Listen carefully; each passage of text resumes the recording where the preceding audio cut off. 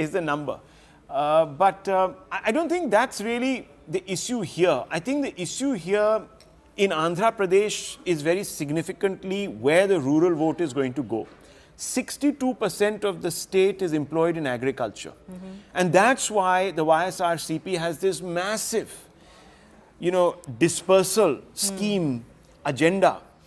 And one has to see whether that is actually at some level fed into the aspirations of the farmers. Now, it also means that to feed this constant scheme, resource, they are spending, from what the CNAG says, about 257 crores a day.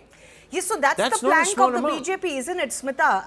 And not just in Andhra Pradesh, in many states, that all of these guarantees or schemes or welfareism is bankrupting these states. And therefore, these, regional satraps particularly are not managing state finances very well.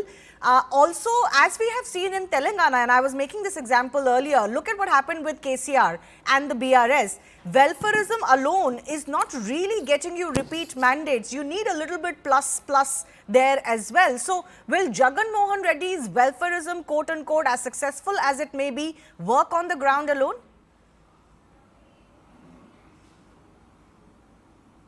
And what you point out about welfareism and bankruptcy in the state coffers, the point is, whoever comes now, that Raitu Bandhu scheme and all that, that cannot be wiped out. Even when you have RR there now, he has to continue with the BRS schemes. Once you begin these schemes, and the weird part which you see about Andhra Pradesh and Tamil Nadu, Andhra Pradesh and Telangana is like what you saw in Punjab. Very wealthy politicians, but bankrupt treasury. This is what happens when you do welfareism. The kind of money that has been spent in this election is unbelievable. The crowd mobilization, the crowds that you see, and to come back to what Rajgopalanji said, that the BJP wants to crush the Congress in South India.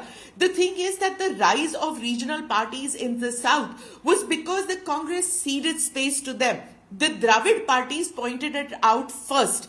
Tamil Nadu pointed out first that it is possible to crush the Congress, literally without battle. And for decades together, it finished off the Congress in Tamil Nadu. Other states said that, hey, if they can do it, so can we. And then you saw NTR with Telugu Desam, then it went on, which is Babu's father-in-law, in case there's a new generation who doesn't know who NTR is. In the rest of the country, of course, Telugu people do know. But NTR started Telugu Desam, his son-in-law continues, you saw YSRCP, BRS, which was TRS. You're talking about so many regional parties which came up as a result of Congress ceding space. So the BJP now wants to bring that in. Right now, it will try with the regional parties and say that we'll work with you, just like the Congress worked with the DMK and AIADMK at various intervals. So the BJP will do the same. It's tried it in Karnataka. It's gone well against its wish. It's formed alliances. It will do so in Andhra Pradesh and everywhere else. But the fact is that it wants to mop up and say that it wants to be the largest single party in South India, which is what Amit Shah said at the press conference. You also showed, while polling, the visuals that you showed of Owaisi and Madhvi Lata casting their votes, it's for the first time that there's somebody who is putting up a fight.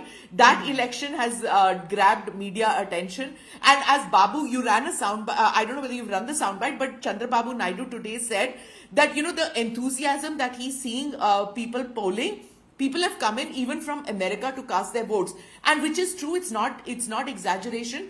When I was in Hyderabad, I met people who were going to who had come just to cast their votes. So I said, it's a lot of money, right, to come all the way just to exercise your franchise. And they said, look, we went 15 years ago. We could have taken citizenship of America. We could have, but we haven't. Why? So I asked them, why didn't you do that? He said, 15, 20 years ago, we gave our children this education. They've become so woke, we don't even recognize them anymore. They're not proud of being Indians. They're part of this student movement in America. It suddenly jarred us that no, we need to keep our links with India alive. So we've taken leave, they're doctors, we've taken leave and we're coming back to cast our vote. We want to be part of the Indian political process. We don't want to become so Americanized. And I was fascinated because I saw this in 2014 when I saw this crowds of people who were working with the BJP, who had taken leave of absence and were part of the BJP campaign because they really believed that this was the time when the BJP needed to come to power to change the narrative in the country. Now I'm seeing that happening. Those people who had come in and wanted to be part of the process, of course, I didn't ask them which political party they were voting for, but they want to be part of the political process in India. These are expats in the sense that they live abroad.